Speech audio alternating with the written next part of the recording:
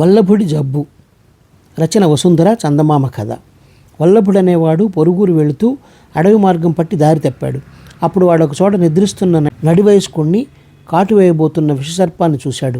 క్షణం కూడా జాప్యం చేయకుండా వాడు ఆ పామును వెనక నుంచి తోక పట్టుకుని దూరంగా విసిరివేశాడు. అలికిడికి నడివయస్కుడు లేచి జరిగింది తెలుసుకుని, నాయన, సమయానికి నా ప్రాణాలు కాపాడి రక్షించావు. ప్రత్యుపకారంగా నీకు నా దగ్గర ఉన్న మాయసంచిని ఇస్తాను. అది నీవు కోరినప్పుడల్లా ఆహారాన్ని ఇస్తుంది. దాన్ని నీ అవసరాలకే వాడుకుంటూ దుర్వినియోగం చేయకుండా సుఖంగా జీవించు అన్నాడు. వల్లభుడు ఆశ్చర్యంగా, ఇటువంటి మాయసంచి మీకు ఎక్కడిది అని అడిగాడు. నేను ఒక భాగ్యవంతుణ్ణి. నా చుట్టూ చేరిన వారందరినీ, నా మేలు కోరిన వారిని భ్రమించి ఉన్నదంతా పోగొట్టుకున్నాను. నా ఆస్తిని కాజేసిన దుర్మార్గులు నన్ను ఇంట్లోంచి వెళ్ళగొట్టారు. నేను న్యాయాధికారికి ఫిర్యాదు చేశాను. ఆ దుర్మార్గులు న్యాయాధికారికి లంచమిచ్చి నాకు దేశ బహిష్కరణ విధించేలా చేశారు.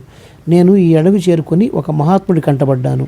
ఆయన నా దుస్థితికి జాలిపడి నేను చేసిన పుణ్యాన్ని ఒక మాయ సంచిగా మార్చి నాకు ఇచ్చాడు. ఆ సంచిని అవసరానికి మాత్రమే వాడుకుంటూ మళ్ళీ మనుషుల మధ్యకు వెళ్ళడం ఇష్టం లేక ఇక్కడే కాలం గడుపుతున్నాను. ఎన్నాళ్లకు మనుషుల్లో ఒక మంచివాణ్ణి చూశాను. నాకెంతో తృప్తిగా ఉన్నది అన్నాడు నడివయస్కుడు. ఈ మాయా సంచిని నాకిస్తే మీకు ఎలా గడుస్తుంది అన్నాడు వల్లభుడు బాధగా. ఇంతకాలం నాకు అపకారం చేసిన వాళ్లకు కూడా డబ్బిచ్చి సాయపడ్డాను. ఇంతకాలానికి నాకు ఉపకారం చేసిన మొదటి మనిషివి నువ్వు. నీకు ప్రత్యుపకారం చేయకుండా ఉండలేను. నన్ను గురించి ఆలోచించుకు. నాకెలాగో అలాగా రోజులు గడుస్తాయి అన్నాడు నడివయస్కుడు. అయితే మీరు నాతో వచ్చి ఉండండి, నాకు ఎవరు లేరు అన్నాడు వల్లభుడు. నడివయస్కుడు దీనిని అంగీకరించాడు. వీళ్ళిద్దరూ కలిసి అతి కష్టం మీద సరైన దారి పట్టుకొని తిరిగి వల్లభుడి గ్రామం చేరుకున్నారు. కొంతకాలం బాగానే గడిచింది. మాయాసంచి ధర్మమా అని వల్లభుడికి తిండికి లోటు లేదు. అయితే వాడికది తృప్తిగా లేదు. బాగా డబ్బు సంపాదించి మేడలు కట్టి వైభవంగా జీవించాలని వాడి కోరిక. ఆ కోరికను వాడు నడివయస్కుడికి చెప్పాడు. అందుకు నువ్వు స్వయంగా కష్టపడాలి, మాయాసంచిని దుర్వినియోగం చేయకు అని హెచ్చరించాడు నడివయస్కుడు. ఆ సంచిని దుర్వినియోగం చేస్తే ఏమవుతుంది అని అడిగాడు వల్లభుడు. నీకేమీ కాదు. నీ బుద్ధిని మాయాసంచి తప్పుదారి పట్టిస్తే ఆ మాయాసంచిని నీకు ఇచ్చినందుకు తప్పు నాదవుతుంది. నేనే అనుభవిస్తాను అన్నాడు నడివయస్కుడు.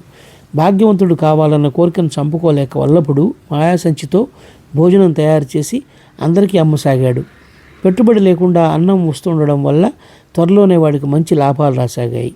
ఈలోగా నడివయస్కుడు ఊళ్ళో చాలామంది ఇళ్లల్లో కష్టపడి పని చేయసాగాడు. వల్లభుడెంత వారించినా ఆయన వినలేదు. తను చేసిన పనికి ఆయన ఎవరి వద్ద నుంచి ప్రతిఫలం తీసుకునేవాడు కాదు.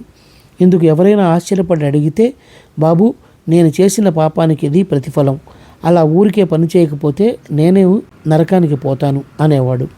ఊళ్ళో వాళ్ళు కొందరు వల్లభుణ్ణి, నీవింత బాగా సంపాదిస్తున్నావు కదా, నీతో పాటు ఉండే ఆ పెద్దాయన అంత కష్టపడి పని చేస్తుంటే చూస్తూ ఊరుకుంటావేం అని మందలించారు. వల్లభుడు నడివయస్కుడితో, ఒకనాడు నీ మూలంగా నాకు చెడ్డ పేరు వస్తున్నది.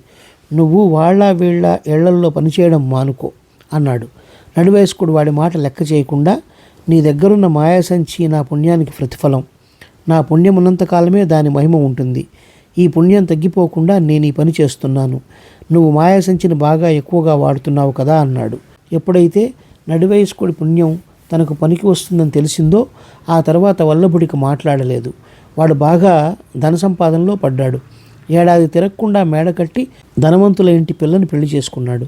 ఉన్నట్టుండి వాడికి జబ్బు చేసింది.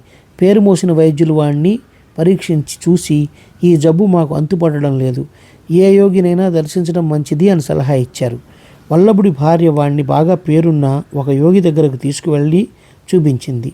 యోగి వాణ్ణి చూస్తూనే, శ్రమ పడకుండా సుఖాలను అనుభవిద్దామనుకున్నావు. శరీర శ్రమ అవసరం లేకుండానే నీకు సంపద పెరుగుతున్నది. అందువల్ల నీకు శరీరారోగ్యం ఎందుకు? అందుకే మంచం పట్టావు అన్నాడు. అదేమిటి స్వామి, మరి నా సంపదను నేను అనుభవించవద్దా అన్నాడు వల్లభుడు. కష్టపడేవారికి అనుభవించే యోగం ఉంటుంది. అదీ కాక నువ్వు ఒకరి శ్రమను ఉపయోగించుకుంటున్నావు. ఆ పాపం నిన్ను వేధిస్తున్నది అన్నాడు యోగి. నా వద్ద ఒక మాయసంచి ఉన్నది. అది ఒక ఆయన నాకు మనస్ఫూర్తిగా ఇచ్చాడు.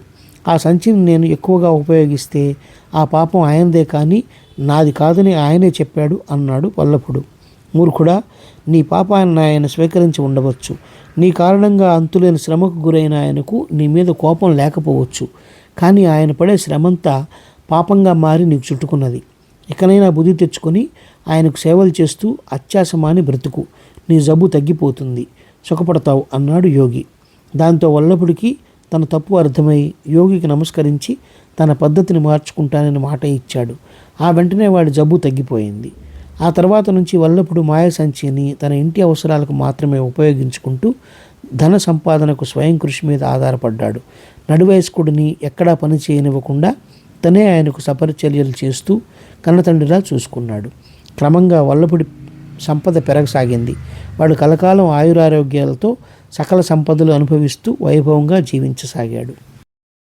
ఈ కథ నచ్చినట్లయితే షేర్, లైక్, సబ్స్క్రైబ్ చేసి పక్కనున్న గంట ఐకాన్ని కొట్టండి.